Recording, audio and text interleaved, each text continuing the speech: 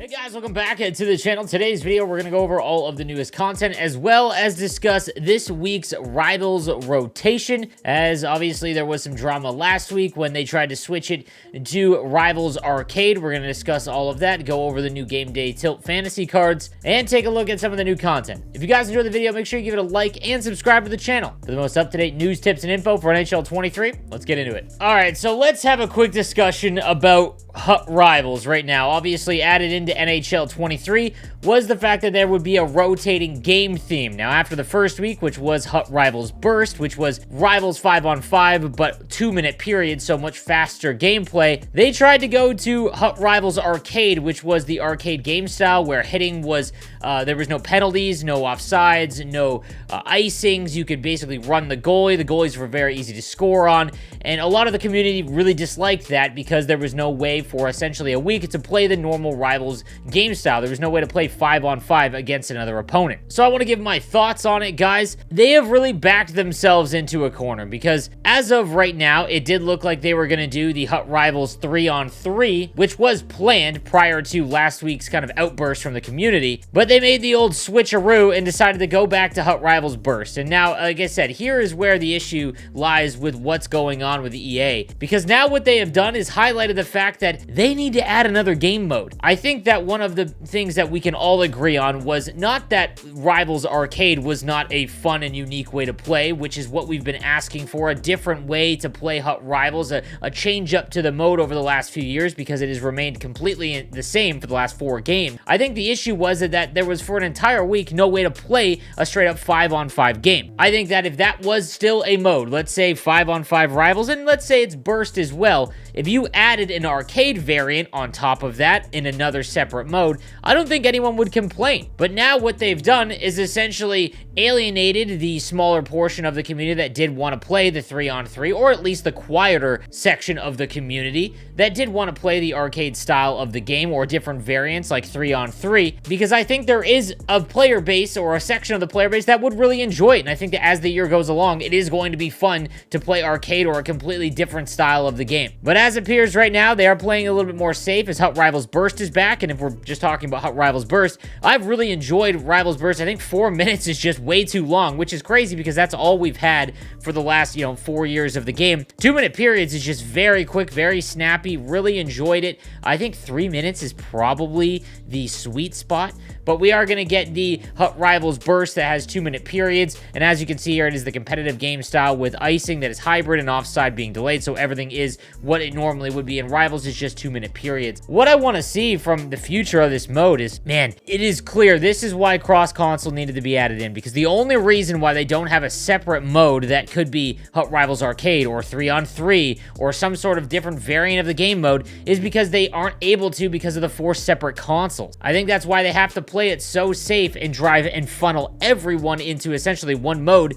because there just isn't a big enough player base. I hope this is alleviated when crossplay does become available in-game, which is slated for November. But until then, it's awfully tough. Like I said, I'm not someone that is going to enjoy Hut Rivals Arcade, and that's completely okay. For that week, I'd go play Squad Battles or play Hut Champs. I think that was another big issue with the first week, is that Hut Champs was not available, so there was no way to play 5-on-5. Now that Hut Champs is a thing, I think that this was probably the week to go 3-on-3 and try something completely different, to be honest with you. What I think they should have done is put points in the store so that everyone could get access to Hut Champs. You don't need to have a qualifier or anything like that, so that people, if they really wanted to, could go play Hut Champs. And if they wanted to enjoy arcade, you could go do that as well.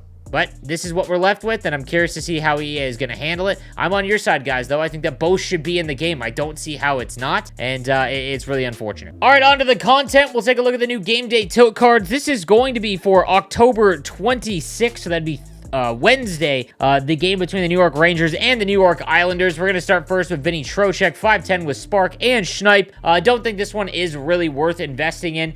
He would need to hit like 83, and even if he did, which is what seems to be the high end for these cards, he would only end up with about 86 speed. So just really don't think that one's worth investing in. So this one would be a pass for me on Vinny Trocheck. Brock Nelson is up next for the New York Islanders. He's 6'3" with Spark and Schneip, so exactly the same. same. I will say because of his size, it does make it a little bit more unique because size in this game does really matter in the defensive zone currently with just the inability to bump people off the puck because body checking stats are so low. If he's able to get 2 or 3 points in overall, while his skating will be as low as Vinny Trocheck, he's 6'3" and would have, in the high 80s for body checking. If you can get this card for the bare minimum, so we're talking, I don't know, maybe 2-3K, I would never make these cards, guys, unless there's a clear banger. Maybe you can snag a bid. Right now, 20 minutes left on a current 800 coin bid. If you can get it under 2K, I think that's worth the risk because this could actually be half decent if he gets up to 83. Checking out the new Rewind cards, we've got the 83 overall Ryan Smith, 6'2" with Gladiator, as well as Crease Crasher. Crease Crasher is an ability that was in the F tier in NHL 22 because rebounds just weren't all that effective. There was far better options to score. Obviously, if you guys have been playing NHL 23, you know that rebounds are extremely important in this game, and Crease Crasher will activate above the face-off dots. You don't need to literally be in the crease, so I'm curious to try this one out a little bit more. He's got 88 speed and 88 acceleration with mid-80s shooting. His body checking is a little low, but he is 6'2". I think this could be a sneaky decent card. We'll take a look at what he's going for in the auction house right now. And under 10,000, like for the free-to-play guys, this could actually play, especially on the left-hand side. I think that there is some play here with Ryan Smith's 83. Brian Giunta is up next. He gets a rewind card for the New Jersey Devils, 84 overall with Fly the Zone, 90 speed, 88 acceleration, mid-80s shooting, mid-80s hand stats, as well as +4 to defensive awareness, bringing it up to 91. That's a really nice card. The only issue, obviously, is the fact that he's 5'7". Off the rush is completely useless. It does not trigger when it should. It is very random and still broken in my opinion, so I wouldn't activate that at all. But again, for the no money spent players, you're looking for a really fast winger. Maybe you don't have Matthew Barzal, or you don't have Steven Stamkos' X Factor, for example. Taylor Hall and Kuznetsov for the budget guys on the left hand side, they have some play. On the righties, there's not a ton of them outside of Kasperi Kapanen. Like 15K would be the most I would do because he is very small, but at Fly the Zone at 90 speed is very, very good. Luke Robitaille checks in next, and this is always a very good card. Light the Lamp is, in my opinion, one of the lesser sought-after synergies. Make it snappy. I've noticed a little bit more as I've played with some cards. Again, I did not use it a lot last year because I just did not find a way to quantify its actual usefulness.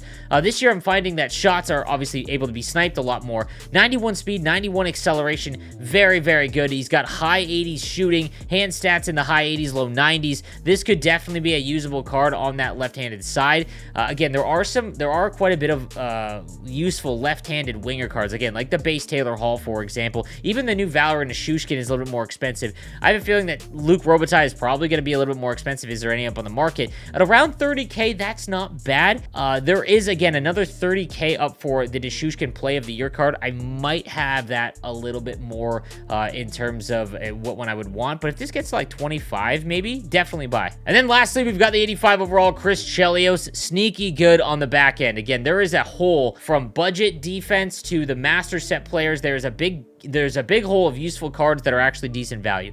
Workhorse is a good synergy. In reverse, I'm not huge on. 87 speed, 89 acceleration with that ability activated. His slap shot is actually half decent, but as you know, 23 one-timers and slap shots in general just don't play very well. It's very frustrating, but nonetheless, he's got 90 defensive awareness. Passes are starting to get through cross ice a little bit more, specifically in tight around the goaltender. You want to pay attention to your defenseman's defensive awareness stat. If it is above 90, there's a very high chance that they will be able to intercept passes because that is the attribute that dictates that.